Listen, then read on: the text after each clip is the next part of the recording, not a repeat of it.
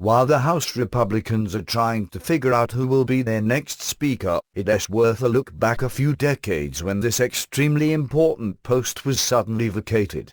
After riding high with the 1994 GOP victories he helped engineer, and getting inordinately favorable media attention for his namby-pamby contract with America, Speaker Newt Gingrich announced his retirement.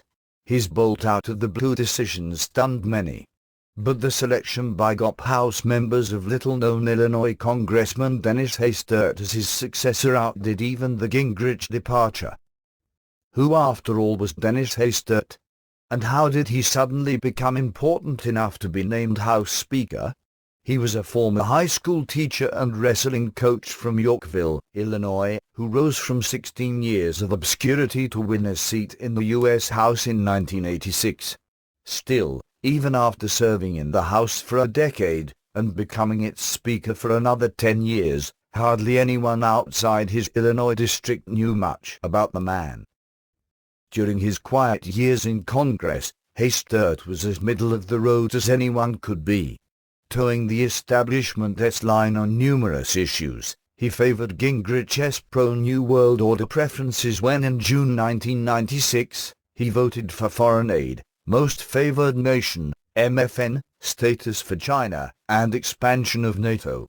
2 years later, he approved more foreign aid, continuance of MFN for China, and a 12% increase in food stamp expenditures.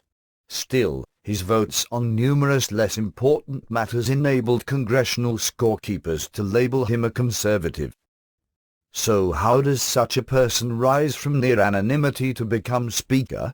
Asked about this somewhat amazing development, then Congressman Ron Paul, R. Texas, unhesitatingly offered that Gingrich himself had made the choice. And presto, the likable but quiet man known among colleagues as the coach became Speaker of the House, even serving in that post from 1999 until he chose not to stand for re-election in 2008. Lately, Hastert has been back in the news facing allegations of long-ago sexual assaults on students during his teaching years. After he left Congress in 2008, he turned to lobbying and did very well financially.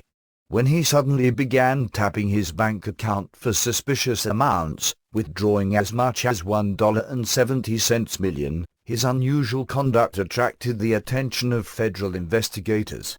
He now faces charges of lying about the reason for his many small withdrawals, and it appears that he was paying off one or more former victims of sexual abuse from his high school faculty years.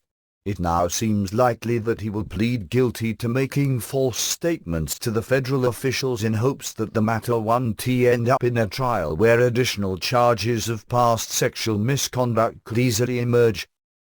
All of which brings up further questions. Was Hastert chosen to be Speaker by Gingrich and his establishment cronies because knowledge of his past made him controllable? Did Gingrich himself suddenly quit being Speaker because some sort of misconduct left him vulnerable to controllers? Also, who might these behind-the-scenes individuals be, and what might their agenda include?